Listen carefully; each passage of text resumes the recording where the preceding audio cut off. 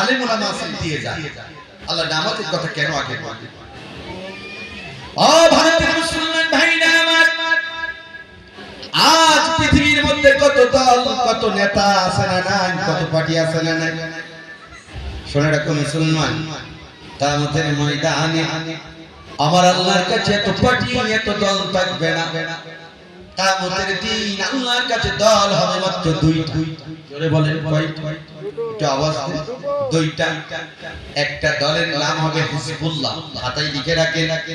একটা দলের নাম হবে হিজবুল্লাহ, তারা হবে আল্লাহর দল, তারা হবে জান্নাতি।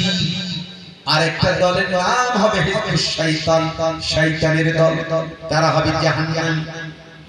কিয়ামতের ময়দানে আল্লাহ পাক রব্বুল আলামিন দুই দলকে দুই দিকে ডিভাইডেড করে দেবে। জান্নাতীদেরকে বলবে যাও তোমাদের জন্য জান্নাত, জাহান্নামীদেরকে বলবে যাও তোমাদের জন্য আমার নিকৃষ্ট স্থান জাহান্নাম, জাহান্নামে চলে যাও।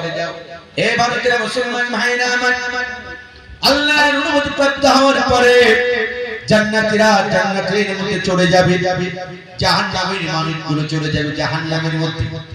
এবার জান্নাতি মানুষগুলো জান্নাতের মধ্যে অগণিত নাচ নিয়ামত খাইবে আর উপভোগ করবে।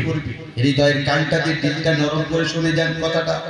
জান্নাতি মানুষগুলো জান্নাতের মধ্যে অগণিত নাচ নিয়ামত খাইবে আর উপভোগ করবে। খাইতে খাইতে কোনো একটা দিন রব্বি কারীমের কাছে দরখাস্ত করে বলবে, আল্লাহ জীবনে যা কল্পনা করি নাই তাই তুমি আমাদেরকে জান্নাতে দিয়েছো।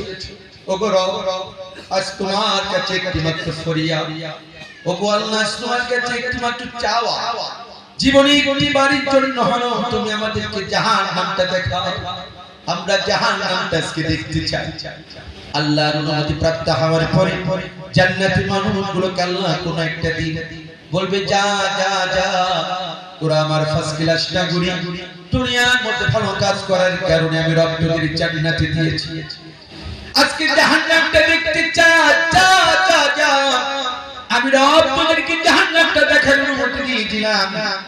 এবার আল্লাহর অনুমতি প্রাপ্ত হওয়ার পরে জান্নাতি মানুষ জাহান্নামীদের দেখার জন্য রওনা হবে। জাহান্নামের গেটের সামনে যখন যাবে, জান্নাতি মানুষগুলোকে দেখে জাহান্নামের ফেরেশতারা তাড়াতাড়ি করে জাহান্নামের গেটটা খুলে দিবে।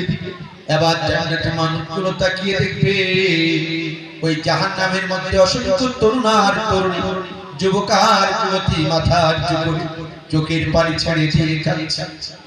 এবার জান্নাতি মানুষগুলো জিজ্ঞাসা করবে, ভাই আমার, তোমাদের তো দেখে মনে হয় না তোমাদের শরীরের মধ্যে কোন রোগ শোক আছে?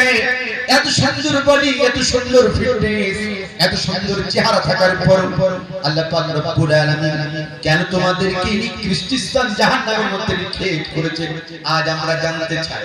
আমার দিকে তাকান। এবার জান্নাতের মানুষগুলো আল্লাহর কাছে যখন এই দরখাস্ত করবে, আল্লাহ পাক রব্বুল আলামিন কোন একটা দিন জান্নাতের মানুষগুলোকে ডাক দিয়ে বলবে, ও আমার ফার্স্ট ক্লাস নাগরিক, দুনিয়ার মধ্যে ভালো কাজ করার কারণে আমি রব তোদেরকে জান্নাত দিয়েছি, জাহান্নামটা দেখতে চাস?